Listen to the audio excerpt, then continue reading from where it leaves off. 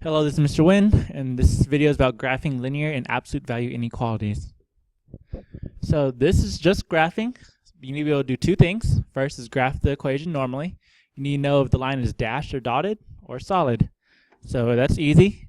It will be dashed or dotted if there's no equal sign. It's like less than or greater than. Solid means it has the equal sign, less than or equal to or greater than or equal to.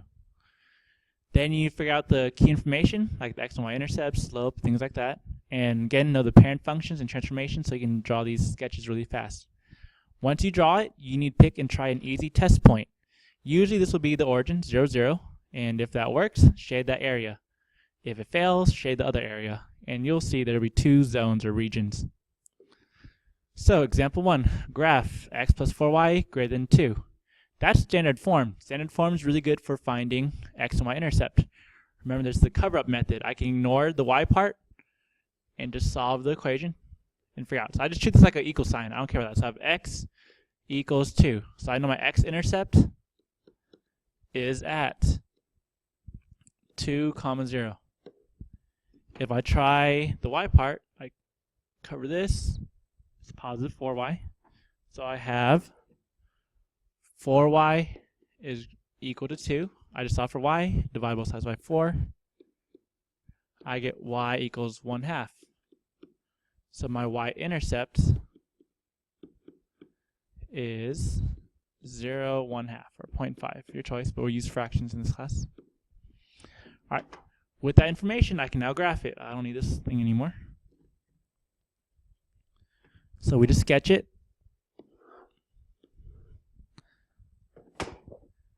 I know the x-intercept is at 2, 0, so right here, that's 2, 0. And y-intercept is at 1/2, 0, 1/2, about right here. Now I need to know if it's solid or dotted. There's no equal sign, so this is a dotted or dashed line. So there's my line. Now I need the shading. Either shade above the line or below the line. Now I don't know which one. So this is where I do a test point. I'm going to guess which side is shaded on, and usually you guess the side that has easy numbers. For example, I'm going to guess this point here is 0, 0. So I'm going to plug into the original equation. So x is 0 plus 4 times 0 is y should be greater than 2. Well, that's 0 plus 0 is greater than 2. Is 0 bigger than 2? No, it's not. So that did not work. So now I know, oh, I was wrong, my bad. I don't shade the bottom half, I shade the top part. So this all gets shaded. And that's the answer. If it was true, then I'd shade the bottom part with the side with 0, 0. So graph it like normal, figure out if it's a solid line or a dashed line, then pick the test point. That's easy. Plug it in, see if it's true. If it is, shade that area. If it's false, shade the other area, like in this case. All right, here, graph y is less than or equal to x squared plus 2. Well, I know that's the x squared. I'm going to treat it like this. So y equals x squared is the parent. The only different thing here is it has a plus 2 afterwards. That means up 2. So I'm going to draw my regular quadratic u, but up 2. So instead of starting at 0, 0, I start at right here, 2, 0. And this is a solid line because it has an equal sign. All right, now there are two regions. There's between the u, the inside of the u, and the outside of the u. I'm going to pick a test point. Again, 0, 0 makes life really easy.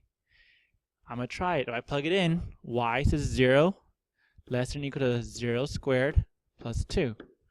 Well, 0 is less than or equal to 0 squared is 0 plus 2. That says 0 is less than or equal to 2. That is true.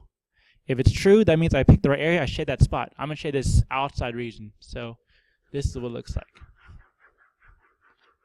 I don't shade inside the U, I shade outside the U. And that's the answer. All right, 3. Graph this. Y is greater than or equal to 3 times absolute value of x plus 1. Well, I know the parent function is the absolute value of x. That's the V shape. The only difference here is there's a 3 in front. That makes it taller. So I'll say A is 3. No flipping. If A is negative, flip. So that's just taller or skinnier, your choice. and it has that plus 1 inside with x. That means opposite left 1. Left 1. So now when I try graphing it, instead of my regular v, I'm going to move left 1. So instead of origin, I start left 1 right here. And instead of a regular v, 45 degrees each way, I'll make it taller, steeper. So it'll be like this. Alright, now I gotta try a test point. Again, 0, 0 is the best point to try. I'm gonna try this spot right here. If it's true, I'll shade the part outside of the v. If it's false, I'll shade the inside part of the v. So let's try the work. 0 for y, greater than or equal to 3 times the absolute value of 0 plus 1. Remember, to the absolute value, you have to do the absolute value part first. So I can't do anything with this 3 yet. I'm just working on the absolute value part. 0 plus 1 is 1. Once there's a single number in there, I can take something out. That's absolute value of 1 is just positive 1. And let's multiply 3. So I have 0 is bigger than or equal to 3. That is false. That did not work. So that's wrong. That means 0, 0 is not the right area to shade. I have to shade the inside part. Don't want that color, I want it green. Alright, so the inside part here is the answer. Alright, and that's it. So here's your practice problem. Graph that. See you get. There's the answer. If you can do that, you should be fine on the quiz. Thanks again for watching. This is Mr. Wynn. See you in class.